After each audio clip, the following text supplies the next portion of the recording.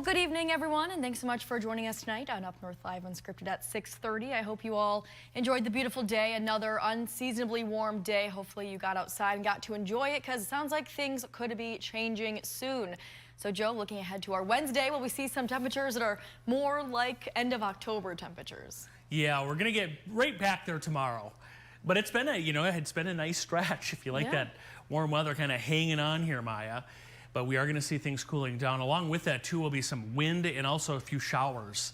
Much needed showers. Yeah, for sure. We're not going to get enough to kind of alleviate the drought conditions, but it'll be nice just to kind of knock the dust down and all that later tonight through tomorrow. So we'll take a look at that, just how cool it's going to get, and we'll have a look at the extended forecast, too, a little later. All right, thank you so much, Joe. So we have a question for you folks watching. Would you be willing to pay a user fee to support public parks and lakes? Now, this is actually our question of the day today, and that is because Long Lake Township, that is a township in Grand Traverse County, trustees for the township, they are discussing the possibility of charging people to use township boat launches. And so our Allie Baxter went to the township to find out why they are debating this and how people feel about this. And as I mentioned, that was our question of the day. So there will be a QR code that shows up on the screen during her story. You can scan that QR code and vote on the question of the day. The last meeting we brought up, we had several people there that were upset about it. You may not be thinking about launching a boat onto your favorite lake when leaves are falling off the trees, but it's on the mind of Long Lake Township trustees.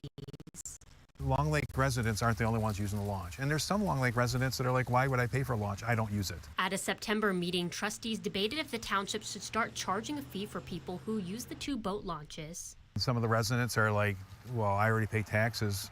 Why should I have to pay there? And what people don't realize is that any money you pay for your fishing license, your car license, all that, nothing goes to take care of the invasive species in the lakes. The township is required to have boat wash stations at its launches. It's $50,000 to install each station. As Supervisor Lemcole explains, the maintenance is expensive but important. Well, if you look at Long Lake, you have the Eurasian milfoil that's grown there, you have purple loosestrife that's supposed to come in, and then up until 2 years ago, we never had zebra mussels in Long Lake, and we have them now. But maintenance costs aren't the only thing trustees are looking to offset. Lemcole says since the Crescent Shores launch is expanding, they need to now look at fixing the road that leads to it. Out of the 800 riparians that live on Long Lake, only about half of them belong to the association, and they bear the cost of taking care of that. So is there a way to charge a launch fee to help offset those costs? Lemcole says trustees may decide not to do a launch fee and instead opt for a parking fee. Or they could place QR codes at the launches encouraging donations. Whether it may be just a post with a, put $5 in it. I don't know what it's going to end up, but that's kind of where we're going to go through. In Grand Traverse County, Allie Baxter, UpNorthLive News. And Allie is joining us live now from our newsroom with more on this story. Hi, Allie. Thanks for joining us. Hi, Maya. How are you? I'm doing okay. How are you? Doing pretty well. Ready to debrief this story with you. Yes, I think there's a lot we could get into here. So first of all, do we know when a decision could be made on if the township will start charging folks to use the boat launches? Yeah, so their plan is to discuss it more over the winter. They actually started a subcommittee to really break down all these options. Like we heard right there at the end of the story, they could, hey, maybe it's just $5 in a post. Maybe it's having a QR code. Maybe, I think they've even talked about, okay, do we do a yearly fee even? So there's lots of options that they want to bring to the table to try to offset some of these costs. And they're going to discuss that all winter long. They really want the community's feedback as well. They want them to be a part of that discussion. And they said probably in the spring is when obviously they need to make a decision by then, because that's when we start hitting the lakes around here. So they said that by springtime there should be a decision made. And if people in the community do want to give their input, how can they do that? They can reach out directly to the township. I believe the township supervisor said he's taken some calls. The clerk has taken some calls as well. And so they share those. Also coming to their meetings, they said they really want to hear from people. So if you even just want to go to a meeting, share some public comment, you can email them as well. So there's a lot of different ways. If you're not super comfortable going to a meeting or you're not able to make some of their meetings, they do still want that public comment from you to figure out what would be the best way to do this. And it sounds like there are a couple different reasons why the township is considering this. It sounds like one of them is to fix some roads that lead up to some of the boat launches, and the other one is to try to eliminate the spread of invasive species, right? Right, those were two of the reasons listed to me, which I thought was interesting because when initially looking into this story earlier today, I had mostly heard the part about, hey, you know, we need to offset some of these costs of we are now state mandated to have these boat wash stations here to combat these invasive species, which is what we want to do anyways. But the new thing that I'd heard today was, hey, we've expanded this Crescent Shores boat launch area. Already people kind of just park along the Crescent Shores Road there leading up to the boat launch. And so there was a need to expand that parking lot for trucks and boat trailers. And they said, since we're doing that, there could be a lot more traffic on that road. And we need to address that this road, it needs to be repaved, it needs to be redone. And it's not only beneficial for those using the boat launch, it's beneficial because there is a neighborhood of people back there as well who use that road every day. So right now, these boat launches don't have boat washing stations? They do. They are being installed, and it's about $50,000 for each one. The township actually has one as well, just because it's been now legally mandated by the state that you have some kind of option to have people wash stuff off their boat. That way, if you are going to Long Lake and you're getting zebra mussels and other invasive species on your boat, and you decide on another day, hey, I'm going to go to Torch Lake, I'm going to go to Lake Leelanau, you're not taking the invasive species from Long Lake with you to those other lakes. Right. So if these boat wash stations are already being installed, and I think in your story you said they cost like $50,000? Yeah, $50,000, which that doesn't even include, apparently they also have to do, you know, yearly maintenance on them. They have yearly fees associated with them as well. So it's definitely not a one-time cost. There's an upkeep with this as well. And that's why they're saying, you know, we may need to look into having some kind of fee to use these boat launches. And a lot of people who already live on Long Lake, obviously they already have some of their own boat launches, but what they're looking at is, okay, you know, we have people who don't live on Long Lake. We have people from Kalkaska and Wexford. They come here to, you know, go fishing with Grandpa is one of the examples that he used. And he said, we just have to look at, you know, maybe there needs to be a fee associated with that. They did throw out a number at the meeting. They said maybe that's a $20 fee. We don't know if that's just to use the launch or if it's just going to be maybe a parking fee. But all of this, no decision has been made yet. It's still very early, and they said, whatever we do, we're going to take considerate feedback from the community about it. So how were these boat wash stations that are being installed, have they already been paid for then? I don't know if they have or not. It could be that they have used like some of their ARPA funding for that. I know they've used some of the ARPA funding for the Crescent Shores boat launch expansion in that area to be able to address that. So I'm not sure about the breakdown of the cost of the boat washing stations, but I know that it's going to be a constant fee for them year after year. Sure, it's not just like a one and done sort of fee. Yeah, it'll be a reoccurring theme for them every single year. Gotcha. Allie, anything else that you want to mention about your story that we haven't touched on yet? Yeah, I would say, you know, we have gone over the question of the day right before this story, and I thought the results were pretty interesting. It seems that a lot of people didn't want to pay a fee to use a public park.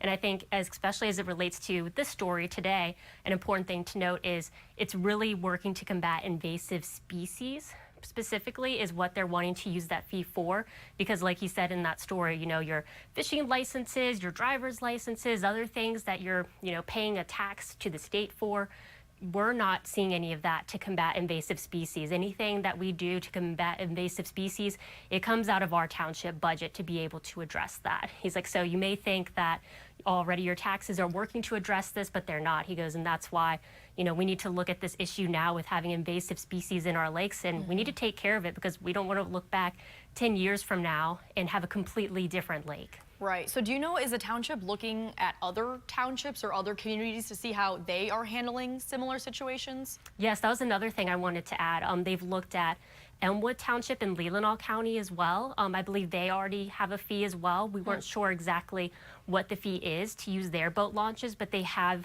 enacted a small fee, I believe, and Frankfurt, I think, does as well. And they also have boat washing stations. Interesting. All right. Anything else that you want to mention, Allie, before I let you go? I think that's it. All right. Well, thank you so much. And you mentioned the question of the day, so let's pull that up right now so people can vote if they haven't yet. Again, that question is, would you be willing to pay a user fee to support public parks and lakes?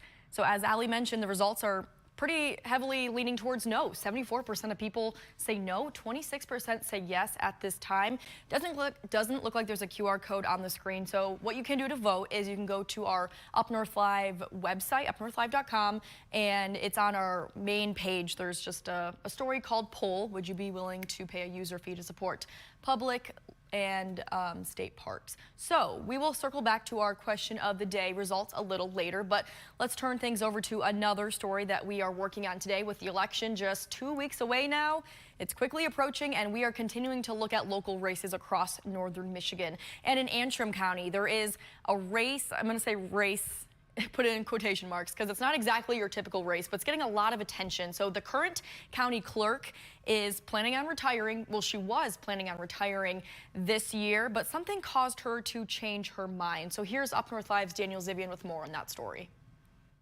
Antrim County Clerk Cheryl Guy says 2020 was supposed to be her last election. She was hoping to retire after another term, completing around 45 years of civil service. It was that election's recount that brought Antrim County into the national spotlight. We had issues, they were human errors, we owned them. We never denied them, we took them on and we fixed them. But in the meantime, the deniers came out of the woodwork. Guy says retirement was still the plan until this year's August primary. In a crowded field, Victoria Bishop won with 37% of the vote. Her husband, Randy Bishop, hosts a talk radio show and attempted to sue Guy and other county officials in 2022. And I talked about it with my family and my friends, and I knew that after spending 45 years here, that I just couldn't hand it over to an election denier. On her website, Bishop says she wants to hand count every ballot and clean up voter files. Guy says Bishop is trying to upend established processes and is hyperfixating on elections. Our courts and our restitutions and our fines, those are all pertinent to the county. And those things happen every day. We're working in all of those things every day. Guy has declared herself a write-in candidate and has been running a nonpartisan campaign, saying she became disillusioned with the local Republican Party. I know so many Republicans who no longer are part of the party or attend, but, you know, they're still looking for a home of the old Republican Party. We reached out to Victoria Bishop for an interview or comment. After getting through to her campaign, we were told she was, quote, not interested. For Guy's write-in attempt, voters have to spell her name correctly and fill in the oval. In Antrim County, I'm Daniel Zivian reporting. We have one more story that we want to share with you before we take a first commercial break. So 1 out of 5 kids in Michigan are described as being food insecure. Now, there's an organization in northern Michigan that all their volunteers are coming together to help address that. Here's Mark Schlett with the story. Every week we have a good time in here. It's quick and dirty, and we get it done. 10:30 Tuesday mornings, and no one's standing still for very long at Leelanau Christian Neighbors. When they come into the room, they are ready to roll and get it done very quickly. A dozen or so volunteers have made this a weekly ritual. It gives me purpose, reason to get up and get going on a Tuesday morning. It's a backpacks and a blessing blitz. Depending on the week, it takes anywhere from half an hour to 45 minutes to pack all the bags we need for a week. The hustle, the precision, all to make sure that kids don't go hungry at the schools throughout the county. The idea behind the program is we know that there's a lot of food insecure children in this county in particular. And so the purpose of the program is really to provide weekend food for these kids. Food for the weekends delivered to their schools. But before that can happen, this crew of volunteers shows up here to fill, like a well-oiled machine, 100 or so bags. That could get as high as 150 during the colder part of the year. We know that there's a lot of seasonal employment in this county. It's a constantly moving assembly line. You guys have this down, don't you? We have it down. To get meals to those who need it the most. There's so little, and they don't control what's in the refrigerator. They don't really have any control over whether or not there's enough food in the house. They can't hop in the car. They can't get a part-time job and buy snacks on their own. So they show up here Tuesday mornings to stuff one bag of staples at a time. And I think about them, the weight of it. They're heavy, and I think of them, dragging it home, and it's like Christmas morning, opening the bag and seeing the different goodies and going, oh, this week we got Go-Go Squeeze and we got, a fruit cup. Because in this crew's eyes, the 30 minutes spent here doing this is time well spent, knowing that a child might not go hungry because of it.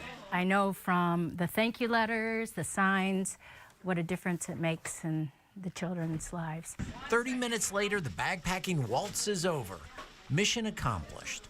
Because after all, We have the most incredible group of volunteers. We're going to take a quick break, but Joel will have much more on your forecast in just a few minutes. I'm Jada Johnson from Big Boys TV, and the Fish and Game Report is sponsored by Johnson's Propane.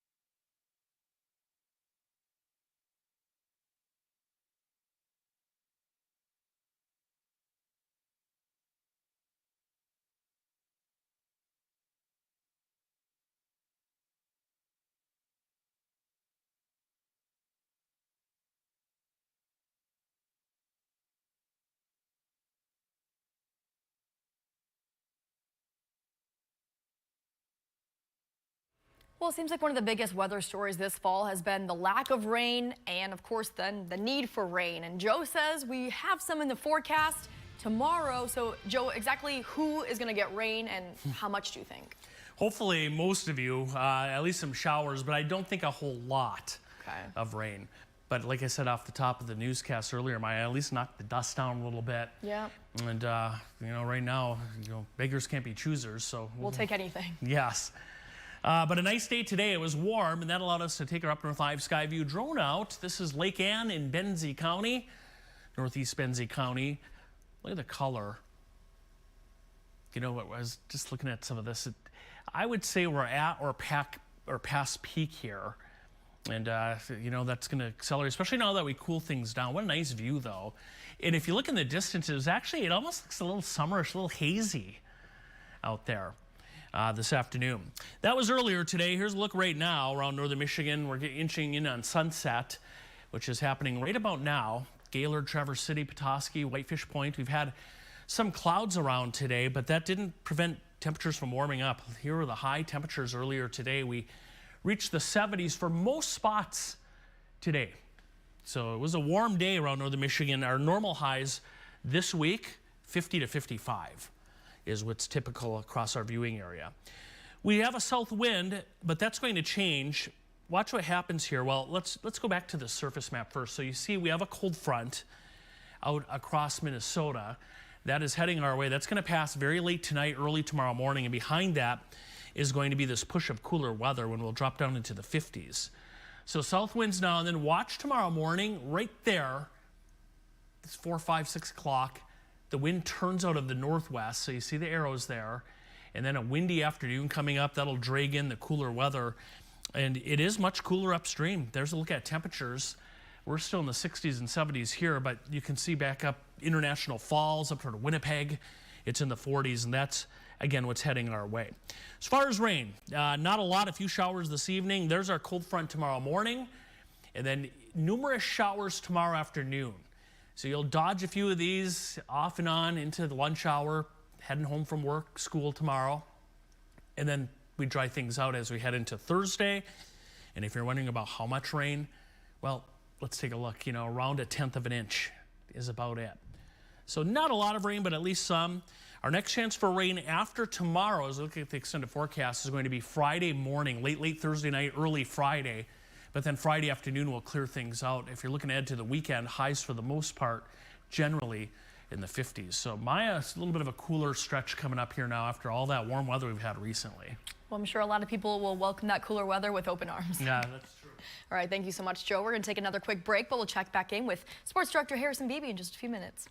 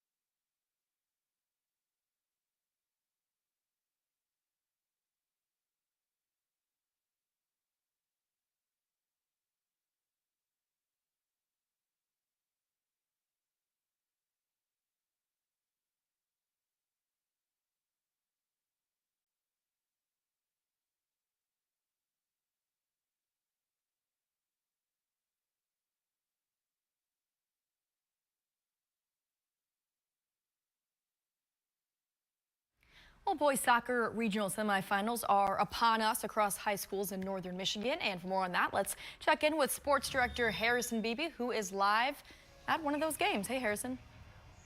I'm at one of the games. Well, the game hasn't started yet. It's going to start in 28 seconds, according to the scoreboard counter here. Yeah, a doubleheader here in Cadillac for the Division IV MHSA boys soccer regionals. The Leland Comets advanced pretty easily, 8-0 winners over Tawas. A few hours ago, they got all 8 goals in the first half, which is a mercy rule. So, yeah, Leland moving on. They're ranked number 2 in Division IV, so expect the Comets to go far, although their real challenge could come later in the week to one of the team that wins this matchup. Harbor Springs is in the second regional semifinal. They're going up against Division IV powerhouse Muskegon West Michigan Christian. And West Michigan Christian and Leland, they have a lot of rivalry meetings on the books. They've been several years as the top 2 teams ranked in Division IV before, and they always meet in this regional the way it shapes up. So it could be the case again Thursday, or maybe the Rams will pull an upset in a few minutes here. That's what we're here to catch the highlights and find out. But it's not just these 2 that are in boys soccer regionals for tonight. We know Elk Rapids is taking on Alma in a Division III regional in Clare, and Traverse City West is going up against Portage Central in a Division I regional semifinal. That's down in Granville and Grand Rapids here. I'm stepping away here as they play the national anthem. Yeah, sorry, Harrison. Our timing is always so poor. When we bring you in live, it's always during the national anthem. So sorry about that, but thanks so much for that update on boys soccer regional semifinals. We look forward to seeing your highlights tonight at 11, but go, enjoy the national anthem with respect and get some good highlights of that game. And we'll see you tonight at 11. But that'll do it for sports for now. So we will be right back with another look at the question of the day and the live results. Stay with us.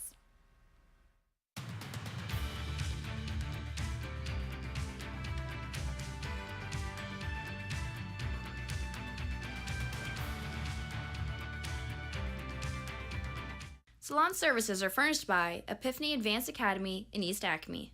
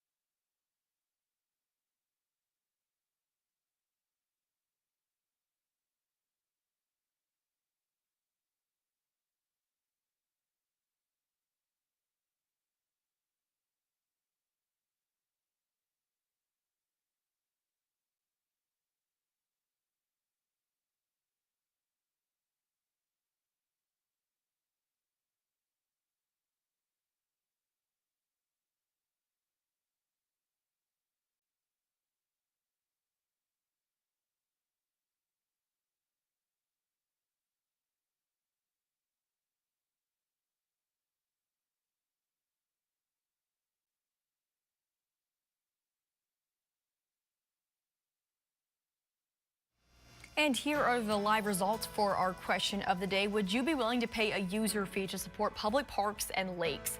We have quite a few more votes than we did at the beginning of the show, yet the numbers stayed the same. 74% are saying no as of right now, and 26% are saying yes. There's that QR code that was missing a little earlier. You can scan that on your screen right now to vote on our question of the day if you haven't already. And in case you missed the beginning of the show, you might be a little confused as to why this is our question of the day. So Long Lake Township in Grand Traverse County, their trustees are discussing the possibility of charging people to use the township's boat launches to help pay for things like boat washing machines and to help fix roads that lead up to the boat launch. So that is why we asked this for question of the day today. But that is all for Unscripted on this Tuesday evening. Thanks so much for joining us. Have a great rest of your evening.